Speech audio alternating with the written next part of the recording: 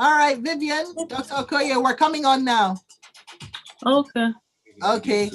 Yeah, let's use video so that they can see us. All right, so we're going to studio, which means we're going live on air. We'll introduce you. You don't need to say anything from here on out until we introduce you. Okay. Okay, let's go. Thank you. It's a Friday morning in Lagos. Feel Good Friday on the Smooth Breakfast with Sope Martins and Pepple, Victa Pepple, That's and right. welcome. So it's an interesting Friday Lagos Talks because we've been telling you about this. We're going to be talking about a topic that is quite relevant, especially from over the past week with some particular issue that has been trending, and that is of what happened with Christian schools. Now, we have got a guest in for you.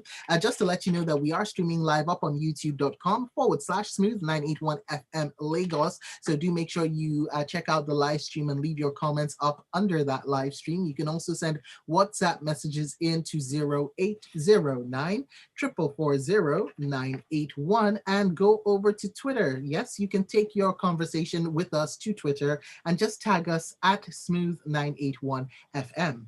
All right, our guest on the program, we will introduce in just a moment. But just to give you a backstory, on Monday morning, news broke that there were some students of Christian school who had gone for the World Games in Dubai. And there were other conversations that followed that particular trip to Dubai. In fact, it was a major talking point on the streets of Twitter for about 2 days. A lot of people had diverse opinions, and one of that would be, bad parenting on the side of parents in general, not just about the affected students of Christian school. Very recently also, we've seen a video emerge online of a clergyman who says, in his opinion, do not give phones to children until they get into the university. These and much more have, become a major talking point in Nigeria with regards how to raise children in this day and age. It's 2022. A lot of questions we'd like to ask our guest this morning. And so we've tagged this Raising Generation Alpha. Feel free in the course of this conversation to call us up on 01 4489 981. All right. Now, we're joined today by Dr. Vivian Okoye, who's a child psychologist and parents coach. Good morning, Dr. Okoye. How are you doing? Good morning. I'm doing very well. Thank you for having me. Thank you for joining us. It's great to have you on the show with us, and we're really looking forward to this conversation. And Lagos, Nigeria, world, wherever it is you're listening to us from, please feel free, add your thoughts and ask your questions as well. Now, Vivian Okoye, she's a doctor of optometry, a certified child psychologist, a professional parents coach, and you've got the Vivian Okoye Parenting Academy, which is Nigeria's first full-fledged online academy, like online parenting school, where you provide parents with knowledge, skills, and strategies to raise, hopefully future productive members of society.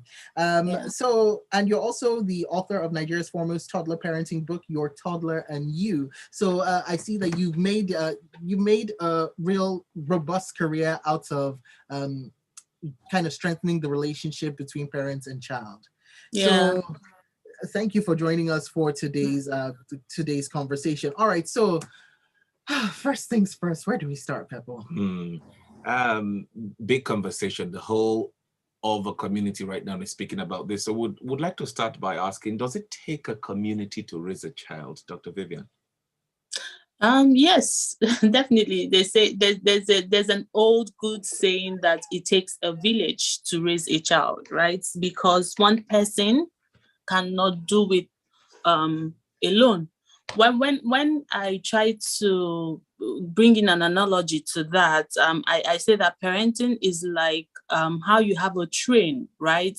The train, there's the head of the train and there are the coaches of the train, right? The parent is exemplified as the head of the train, and there are other people who will come into your parenting relationship to support what you're doing with your child, but at the end of the day, you are the head. You determine who has access to your child. You determine who you bring into your child's life. Who you determine the other coaches that will come to support what you are doing with your parenting. So it takes a village. The village might have changed from how it was during the older generation, where it was like a community thing. Your neighbor could, reprimand you. Your mom could just leave you with a neighbor and trust that they will take care of you. They The used to village send is you some to the neighborhood police officer to discipline you. yes, and all of that. So the dynamics have changed because now we are living in, high fences. You don't even know who your neighbors are. But then you still have to build your own village, right? You still have to have support system for your parenting journey. Some people find it online in mommy communities. Some people find it in churches. Some people find it in family. Some people find it in friends. So you definitely need that support along the way. Trusted support.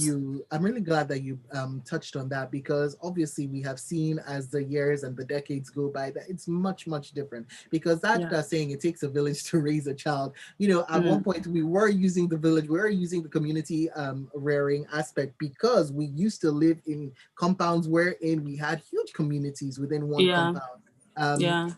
But what would you say is the major difference, or would you say it's community, between raising a child now and raising a child in our parents' generation, for example? So raising a child in our parents' generation, right? There were ills, but those ills were not our fault, because sometimes people say, sexual assault, child abuse is more rampant now.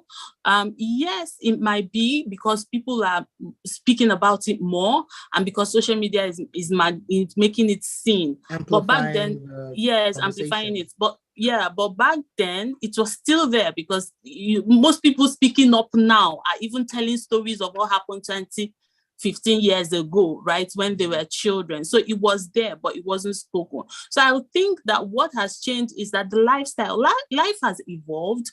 Life now is more urbanized, more fast-paced, and more private, so to say. So that's what has changed, because now I can't see a child messing up on the road and try to correct them, because I don't know how their parents will react. But back in the days, people did not, it was more like a community thing. Everybody knew everybody. So people could correct you and your parents wouldn't have a problem with that. But now you can be on the road, correct each other, and a parent come at you and tell you, you don't have the right to. It's my private life, it's my business. Now it's more like mind your business. So I think that's where things have changed. But what I'm saying is that regardless of the changes and the kind of society, and that also comes from somewhere, because now there's a lot of fear because of how amplified abuse and everything is. There's a lot of fear around who to trust, who to leave your kids with. So everybody is going private and protecting their kids and shielding them. But I'm saying in all of this, in your own small space, there are people you can trust, starting from your family, starting from your friends, vet people, trust people, and to a large extent, build your own community. But you are still the emperor of that community at the end of the day. All right, then. Now, another question I'd love to ask is this. The core stages of parenting, what exactly are those? Can you explain those to us? So the thing is, the parenting starts even before your child is born. I think that's where a lot of people get it wrong, right? Parenting starts even before your child is born, because it starts with you. You have to become ready. Most times when we talk about readiness for parenting, people think it's just financial. A lot of us are carrying a lot of baggages. A lot of us are carrying a lot of trauma, dysfunction. Very true. Yes, dysfunction from our own parenting relationship, from our own personal life experiences. So before you decide to bring a child into the world, you have to deal with your baggage. If not, you are going to repeat the cycle, right? So the first stage of parenting is dealing with your own baggages and saying, okay, I'm ready mentally, emotionally, psychologically to take care of another human, right? Which also you have to think about the time. I mentioned on my social media, I said, you don't bring a child into the world if you don't have time for that, right? So the next stage of parenting is, of course, the one that we pay attention to. I mean, a lot of people go for antenatal, they tell you how to breastfeed and all of that, but they don't even go as much as telling you how to handle behavior. They just tell you how to nurture, breastfeed, clean, bath, and all of that. But the moment your child is born, you start the nurturing process. And, basic knowledge of developmental milestones is very important for every parent to learn. What is my child supposed to, how would my child, not just about, when is my child supposed to talk, when is my child supposed to walk, but it's more like, okay, I said that. So, but it's more like, what is my child supposed to be learning at this time? How is my child supposed to be? What are the normal behaviors that come with this stage of my child's life, right? So you have the toddler stage that comes with its challenges of tantrums, of children, being frustrated and aggressive, right? And most parents get frustrated at that point. They just shout, we have tagged them the terrible twos and all of that and all those negative names. But those are developmental milestones that when you understand that these things are normal, you get yourself equipped for how to respond to those behaviors in a way that is empowering to your child. So parenting is ongoing. After the toddler years, you get to the preteen years, you get to the teenage years. So I don't think that there is, this is one stage, this is another stage. I just feel that the moment your child is born is an ongoing relationship where you are paying attention to what your child is manifesting, and you are calm enough to problem solve and say, okay, where is this coming from? How do we deal with this? Is this normal? Is this abnormal? Is this an influence? Is this a developmental reaction? So how do I get equipped? Parenting is an 18-year project. So you don't have to look at it as any other project. I have 18 years to actively shape this human. What are the skills that I need? What are the things that I need to know about this person? And how can I help them? What is their temperament and how can I come in? What are the weaknesses and strengths of this temperament and how can I come in to help them, become better human beings? And you cannot do this if you haven't dealt with your own self, because a lot of dysfunction in parenting is coming from the fact that the parents themselves are dysfunctional. So they put that down on their kids as well. I don't know if that answers your question. Yes, it does to a very large extent. But then we'd like to look at roles of educational and religious institutions, in protecting the innocence of children. Okay. Yeah. When I started, I said parenting is like, the train and the coaches, right? The parent is the head train and the other coaches, you are the one that is leading them. So when you're talking about the educational institution, it's still your primary responsibility to do the necessary inquiries to make sure that, the school you're sending your child to have teachers who are equipped, who are trained, that they have policies around, policies that protect your child. And now, you cannot be too certain. You cannot be 100%. But this is where your role and relationship as a parent comes in. Because if I have chosen a school for my child with the hope that this is the best for my child, and maybe I made a wrong judgment, in my relationship with my child, I should catch up when things are going wrong. Right? So in my relationship and conversations with my child, I should know that, this child did this, and they got away with it. And I come in and I'm like, okay, why is this happening? And if the school is not doing anything about it, please move your child. Don't. Dr. Okoye, so we need to take a quick break. But when we get back from a break, something I'm going to ask you is, let's bring in the issue of what happened at Chrisland School, and let's make a case study out of it as we talk about the role of educational institutions versus parents as well, because that was such a big topic and it really drove a lot of debate. So we'll discuss that once we get back. Definitely. All right. Point one.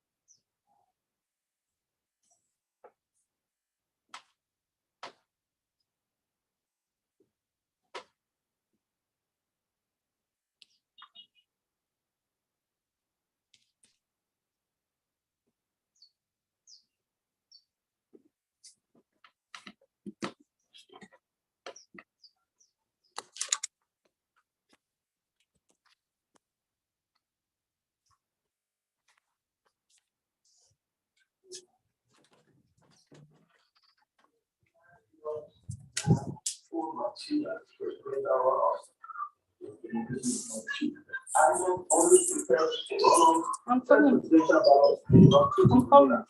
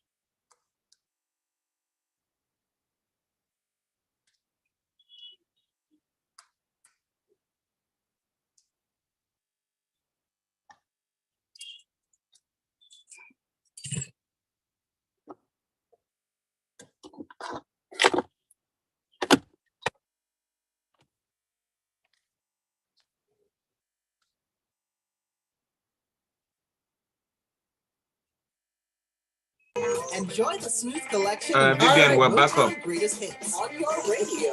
Motown Monday, every Monday from 11 a.m. Hi.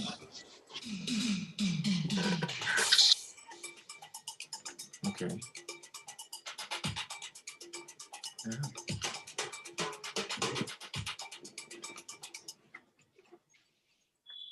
All right, it's a Friday morning and you're listening to Smooth Breakfast and Smooth 98.1 Lagos. My name is Victa Pepple. Sope Martins is in the studio. We're discussing with Dr. Vivian Okoye and we're discussing, raising Generation Alpha. We, before the break, mentioned we're going to take a case study, take a look at Chrisland School. Yes. In fact, you know what? First of all, before we even get into that, let's talk about raising children when it comes to social media and having devices. Because at this point, Dr. Okoye, I feel sometimes like the children that are being born nowadays are born with devices in their hands. Like when they come out, they just have a device in their hands. They are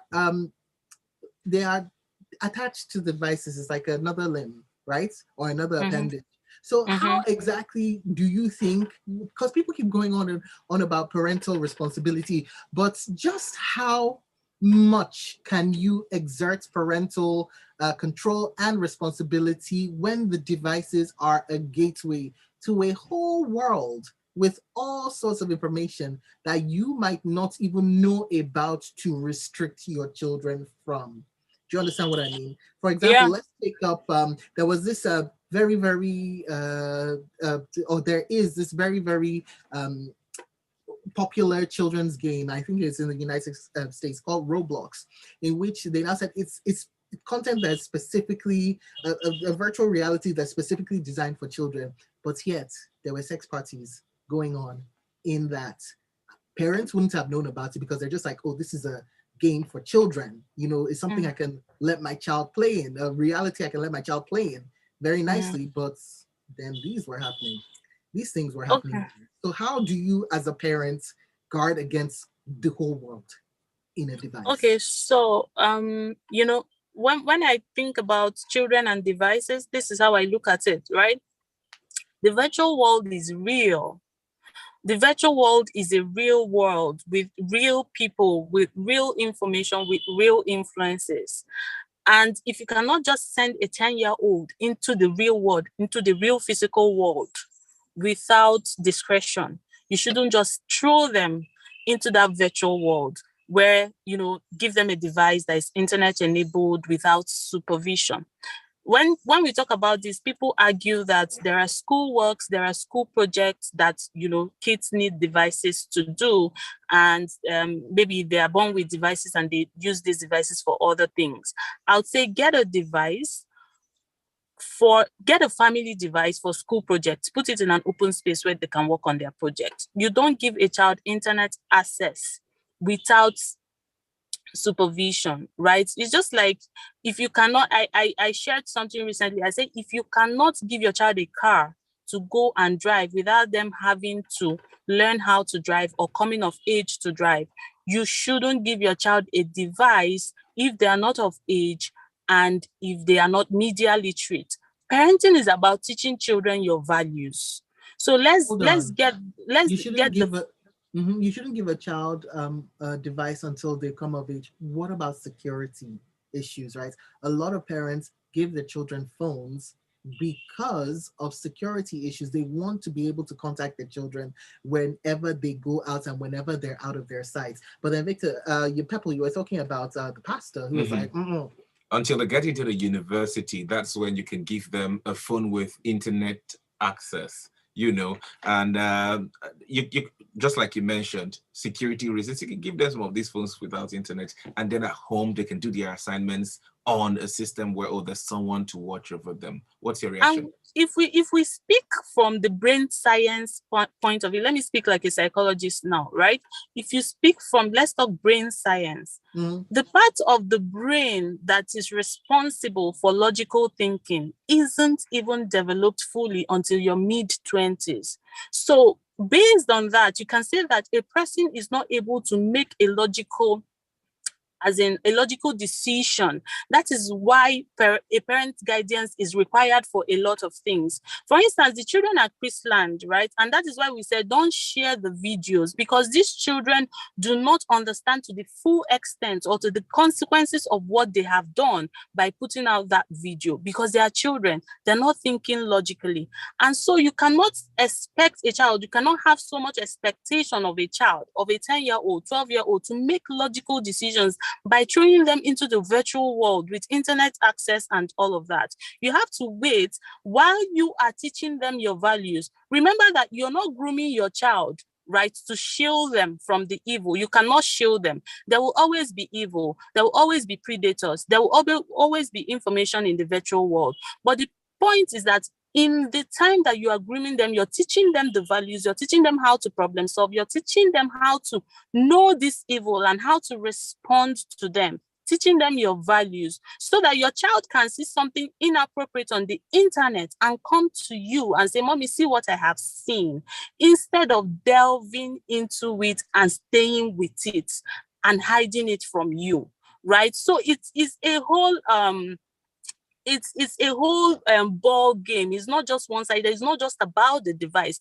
The relationship that you have with the child comes into play. What you have taught the child comes into play. Then if you're giving them a device, you should be able to trust that this child I'm giving this device, when they see something that is inappropriate, they know how to respond based on the values I have taught them. And if they err or make a mistake, they can come to me and we can talk about it and repair the harm that has been done.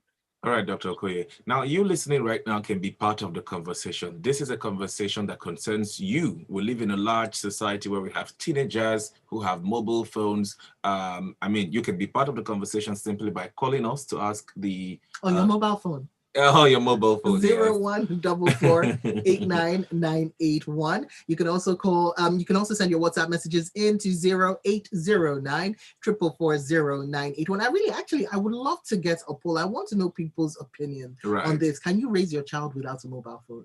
Please do call us up. Can you raise your child without a mobile phone in this day and age? And also, yes, the second thing that we're about to go into now, parents or school, because that was the debate, or that is still the debate that is raging with regards to the events that occurred at Dubai when the children were under the watch of Christian school. So, Dr. Okoye, let's get into that, because I don't even at this point I'm not sure where we're supposed to fall on this divide, parents or educational institution? Now, the thing, using that as a case study, everybody has their own fair share of the blame, right? Yes, they were in Dubai, they were under the care of the school, and the school should have taken responsibility of what happened in their care. But I also like to point out that if that thing didn't happen in Dubai, if it didn't happen under the care of the school, it would have happened anywhere else. I didn't see the video, and I don't think anybody should see the video. But from the narrative, unless of course you media guys for investigative purposes, from the narrative, you could see that these children, for them to play a game of truth or dare, for them to go through with the dare and go into the act and record the act and share the act, that wasn't the first time that they have been exposed. They must have been exposed to explicit content at one level, maybe pornography, or they might have been abused or exposed sexually. So the point is, you can see that there is a parenting gap, right? There's a parenting gap. The woman came out to cry out innocently because every parent expects that, oh, my child is innocent, right? Yeah, so she didn't angel. Yes. So she didn't realize that, there was something going on behind closed doors with her child. She was obviously oblivious of a lot of things that were going on with the child, right? So there's a parenting gap. The people who recorded and who thought it nice to record and share are also people's children, right? There's a parenting gap. Why would you think it's okay to sit and watch that kind of act, record it and share? So yes, the school had something to do or failed in keeping the kids in check under their care, but there's obviously a parenting gap in that whole scenario. So it's both ways. And when things like this happen, I like to say that beyond sensationalizing and beyond pointing fingers and looking for who to blame, it's also a call to action to every parent out there to look inwards, right? Because that your own is not on the screen, that your own is not viral, doesn't mean that there is nothing going on with your teenagers. Your teenagers might be exposed to pornography. Your teenagers might be playing truth or dare and doing all of that. Maybe it's not recorded. Maybe we haven't seen it. But this is a call to action for every parent to go back home and have conversations with their kids and find out what is really going on and check what they are doing with their parenting and where they need to fix things and where they need to make amends, right? Beyond all the, who is wrong, who is right, and all of that. And we see your calls coming in and your messages as well. We're due for a break. When we come back, we'll begin to take some of your reactions to the conversation. Stay with us. My name is IBK Spaceship Boy. I inspire my world with music. On Smooth 98.1. Can you still hear us? Okay, perfect. All right, so we've got we have a 4-minute break.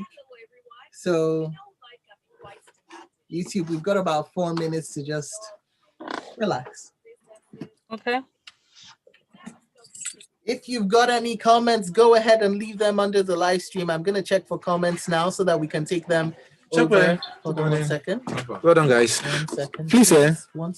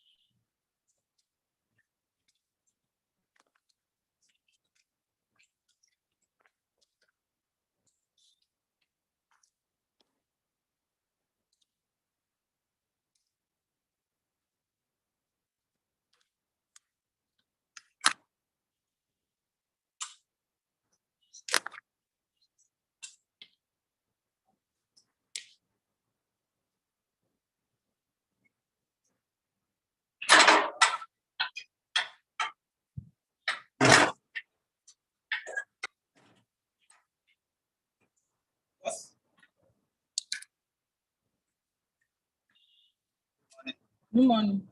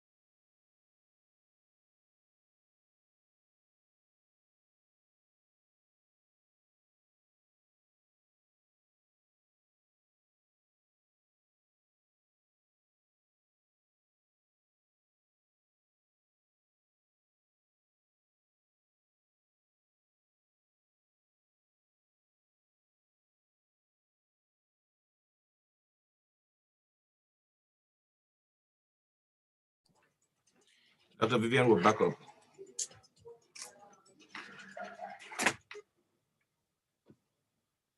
And we're back for some more conversations here. It's Lagos Talks on Smooth 98.1 FM. Our guest on the program is Dr.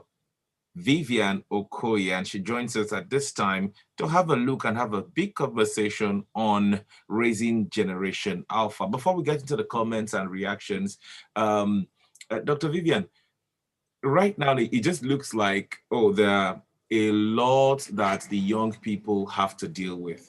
A lot of challenges around teenagers. What could some of those challenges be? What are some of those challenges that you can name that teenagers have to deal with, especially in 2022? We cannot act like, oh, we're in 2002 or 2006. There are a lot of things that some of these young people do know that we are very oblivious of.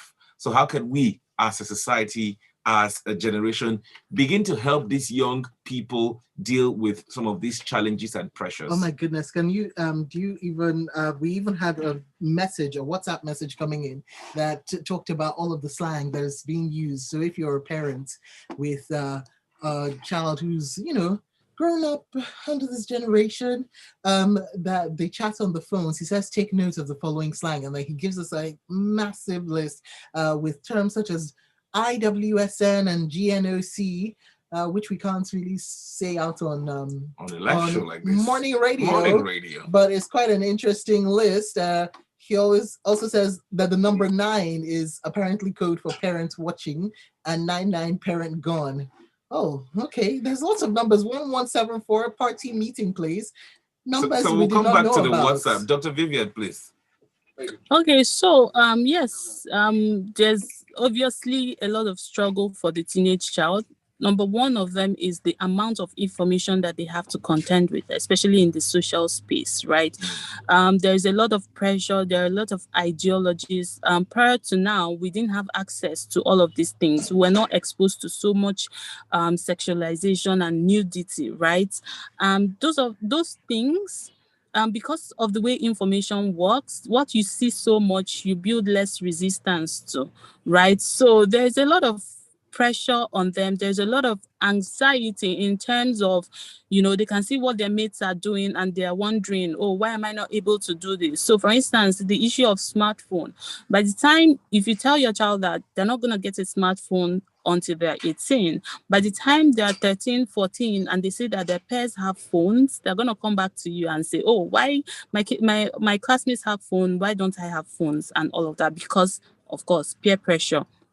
So there's a lot of peer pressure. The peer pressure is great at this point because everybody sees what everybody is doing. Thanks But to at what age should we give these kids a mobile device, a phone with internet access? So for me, of course, it shouldn't be any time before 15, right? Okay. But I like to say that, really?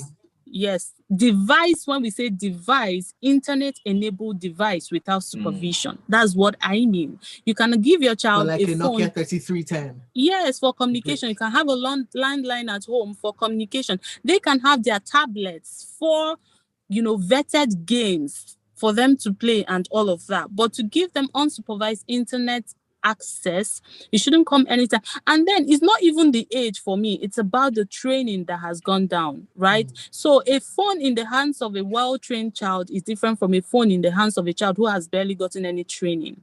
So it's more about the person who is with the phone than the phone itself. The person able to make the right decisions when the chips are down. So that's more important. We should focus on the training much more than focusing on, oh, when should I give a phone and when shouldn't I give a phone.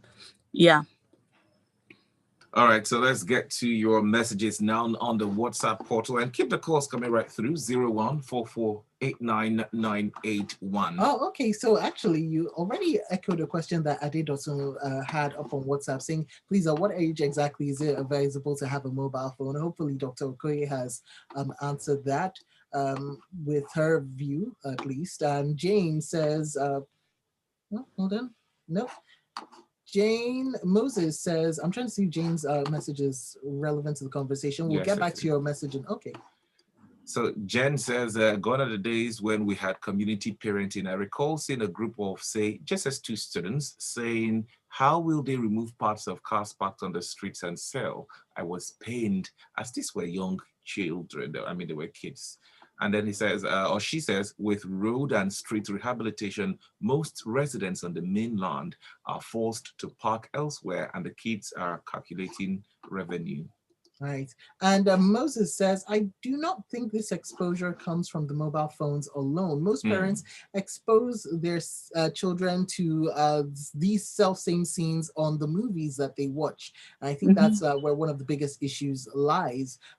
Parents do not know what shows are fit for their children to watch. Regarding mobile phones, you can put restrictions on what they can search for and view. You have to be very deliberate if you do give them a phone. Otherwise, please just don't. There's loads of harmful content online, and once they get in, it just goes on and on. So what do you think about what Moses had to say about movies?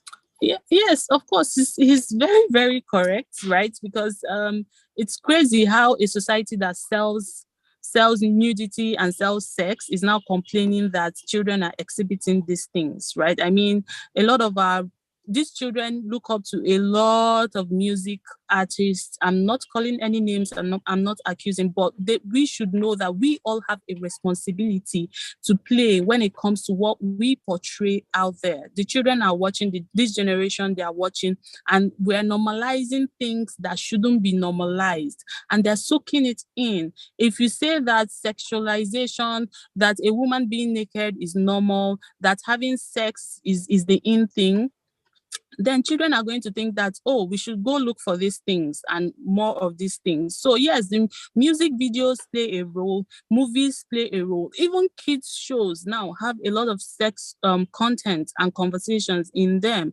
So yes, I agree with Moses. Parents should pay attention to what their kids are watching and what they're exposed to beyond the smartphones. We have the movies, we have the music videos that also expose them to sexual content. All right, now a quick question for you guys out there. What age, if you've got children, what age did you give your child? At what age did you give your child a mobile phone? Does your child have a mobile phone? Are you planning on giving your child a mobile phone at any point in time? And also, by the way, With there's some children with internet-enabled mobile phone. Yes, because there are two Are you going different to take things. it back from them now that, oh, it's a major talking point? Everybody's saying, why do we give them You didn't phones? hear me, Moses. Once they're in, they're not coming out. I'm not sure if you can take. So the thing is, every child doesn't have to suffer for this, right? There are kids who are actually using their phones wisely. I mean, there are kids who are graphic designers, who are fashion designers, who are using their phones for productive things, right? So you don't have to snatch. Yes, you don't have to there are snatch. Children who are selling NFTs. Yes. So you don't have to snatch a phone from every child just because it's a talking point. The issue is start having this before you give phones, or even if you have already given phones, start talking about phone use. Start talking about what they should be doing on phones. Start talking about how predators operate. And all of that.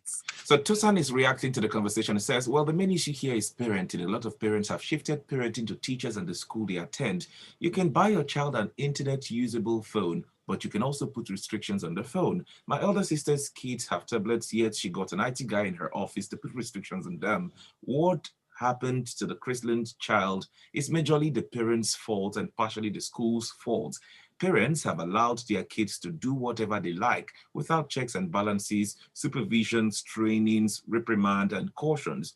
Parents should stop leaving parental controls to teachers. That's from Tosan. Now there's a conversation here. Some are saying for what happened in Dubai, the school has to be blamed. You know, I mean, they should have had chaperones with the children. Some others are saying, no, the parents have to be blamed. Bad parenting was also an angle in the conversation. And this actually comes into a wider conversation topic that I think we can address. Well, actually, we're almost at the end of the show. And that is the issue of delegation of responsibility to these institutions, right? Because I was part of a conversation, and I remember people talking about how parents who maybe their children have schooled abroad have gotten very, very unruly, tend to bring them back and send them to maybe a boarding school or a day school here, and kind of give the teachers, say, okay, here you go, here's this child, make them into a model candidate for me. So there's that. Dr. Okoye, when we get back from the break, if you can just touch on that briefly, we would love that. So we'll wait for you to just get back after the break. Hey, what's up? This is Ray. You were paused for a little bit, so I'm not sure if you heard what we said. Yeah. There was a call that was coming in, so I was just trying to get it off. Okay, so we were saying that once there's a wider conversation, which is about parents giving over, delegating responsibility for core things when it comes to raising children to these educational institutions. And so I was also talking about how some people have said that someone was telling me within Christian school that parents who have brought up their children abroad and have lost control over them, they are now unruly, will bring them back, to send them to boarding school, and then say, okay, you guys have them. Hopefully, and by the end of term, we'll have a child that's all right. Yeah. So there's that. So I just wanted you to touch on it. When we get back, we've got like a couple of minutes, right? Yeah. We've got just a couple of minutes when we get back. So if you can just touch on that, and then okay, all right. This message. Let's see what Wilson is saying. Okay. Oh, Wilson sent in a message saying that, oh, you've really spoken well. That's how you train your child from day one matters a lot. Mm-hmm. We'll read out Yeah. the whole message when we get back in. This one is on the stoppers and yeah. Okay, so we'll be back in a minute and a half. Okay. Yes.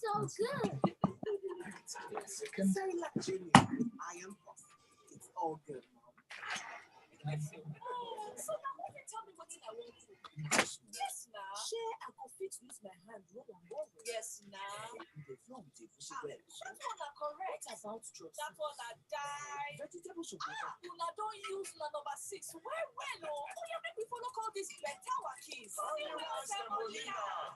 Honeywell semolina, they're smooth. It know they had to go for hand at all. And the taste now won't get. Honeywell semolina, na collabo for any soup where they can be. Honeywell semolina, better chop where they jolly. Now, this is how your day starts. Good morning!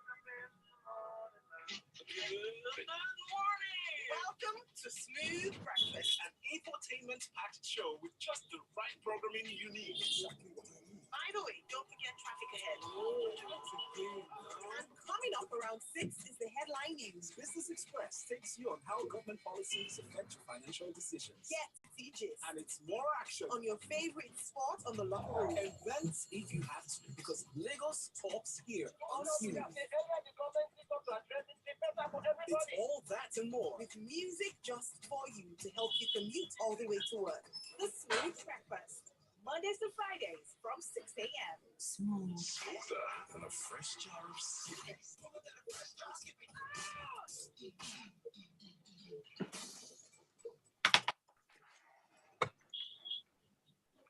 Welcome back. It's the last lab of Lagos Talks for today. We still have a guest, Dr. Vivian Okoye, still joining us. But we'll take a few messages and then we wrap up the conversation. My name is Victa Pepple. Sope Martins is I'm right Sope here. Martins, yes. And we've got your messages coming in on 0809 444 981. This one coming in from Wilson, who says, your guest, that's Dr. Vivian Okoye, has spoken well. The training of a child, how you train your child from day one matters a lot. Parents should always keep their eyes on the company their much younger children keep, the movies they watch, and the places they go to. He says that Dr. Okoye said something very touching, that it is indeed crazy for a society that promotes sexual immoralities of all sorts to now start crying against such acts. The society also has a key role to play. Everywhere is corrupt when it comes to the issue of sex, and we're living in a world that promotes and encourages it everywhere, everything. All right, Wilson, thank you for that. And Oluwakemi has this to say. It says, good morning, Sope, Pepple, and your guest. I'm currently a guardian to a 17-year-old. I gave him an internet-enabled tablet when he entered the university, which was this year. Oh. Most of his mates were already using Android phones while he was in secondary school, but I made him understand I was shaping him for the future. What I did was buy him a non-internet phone to call him if there were emergencies. I also didn't allow him watch programs that weren't for his age. I made sure I put parental control on cable at home so he wouldn't watch programs that aren't for his age when I'm not around. I make sure I do my due diligence to talk to him about things and make sure I do my own training. I wouldn't leave the training to his teachers. Now that he has entered the university, I'm certain he'll be able to cope just fine. Oluwakemi, thank you for that message there. Personal experience. All right, and we have come to the end of the show. I would like to say a big thank you to Dr. Vivian Okoye. We're trying to see if we can just get her voice in for the final few minutes. But if not, let's just tell you what, her credentials are. Now, she's Dr. Vivian Okoye, child psychologist, parents coach as well. She is a certified child psychologist, no less, a professional parents coach, and a certified neurolinguistic holistic practitioner. She's the founder of the Vivian Okoye Parenting Academy, which is Nigeria's first full-fledged online parenting school where she provides parents, especially young parents, with the knowledge, skills, and strategies to raise wholesome, balanced, and responsible children. And she's been weighing in on the topic of raising Generation Alpha because kids nowadays, in the society we're in which we've seen very, very rapid what's the word we're looking for? Very rapid development when it comes to technology, when it comes to digitalization of everything, when it comes to communication as well, even things like social media, the amount of social media sites that apps that crop up that you can't even keep a track of. It's quite something. All right, Dr. Okoye, we're just saying that we've come to the end of the show. I know that we had asked you to weigh in quite quickly on a certain issue. I just wanted to say, I would probably actually. Do we have a little time for her to weigh in? Yes, I think she should respond before we go. Okay. Okay. So I was supposed to talk about what again? I got kicked out from by network. All right. So there was a question here from one of our guests who, had said, "Oh, you've spoken brilliantly." And then the society that we live in, these kids cannot run away from some of these things. Even if we try to take them off internet accessed phones, they will still see out. Yeah. Okay. I remember we were talking about, how, the training is important and Chris learned school before I was kicked out, right? So the thing is, no school can do what you haven't done as a parent. So if the foundation is not right, the school only reinforces what you have taught. The school doesn't do what you're supposed to do because you don't just bring a child out at 15 years, to boarding school or maybe 10, 12 years. You haven't done the proper things in the first 10 years of their life. And then you think that the school will just do magic. Sometimes it works, but the primary responsibility of training a child lies in the hands of the parents. And yes, we're not shielding our children from the world. Like I said, evil will exist. This content will be there. We need to train our children how to respond when they see these things. We need to have the sex conversation. We should stop burying our heads in the sand and thinking that our children do not know anything. They are innocent. They fell from heaven. Have sex conversations with them. Teach them the right sex conversation. Sex conversation starts the moment your child can talk. You start teaching them about their body parts, about how they should protect their private parts, about how nobody should touch them, about how they should speak up and respond when somebody touches them. That's how it starts, and it progresses to when they start having crushes. How should they respond? When is the right time to date? How should you date? Have this conversation. What is sex? As they grow. All right, Doctor, in 20 seconds as we wrap up the conversation. Final words. So my final word is, if you have decided to be a parent, then be a parent. Don't outsource parenting, right? If you have chosen to bring children into the world, then you have to be ready to do the work. It's work. You have to be in the children's life. You have to train. You have to teach. Get equipped. Stop assuming that because you gave birth to a child, you know it all. If you need help, seek counsel, seek training, get equipped. Do your own healing work so that you don't, put your baggage on your children.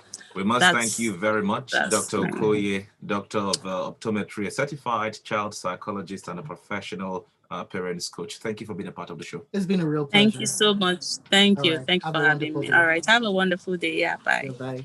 Well, I think the high point of this conversation is be present in the life of your children, right? You need to take an active part in parenting. A lot of parents go to work and then they leave the kids to nannies and then to teachers as well. Even if we have these conversations from now till next year, they'll be like, the work is important. It's what pays the fees. But once in a while, you need to have a chat with your children. Being physically present in their lives matter a lot.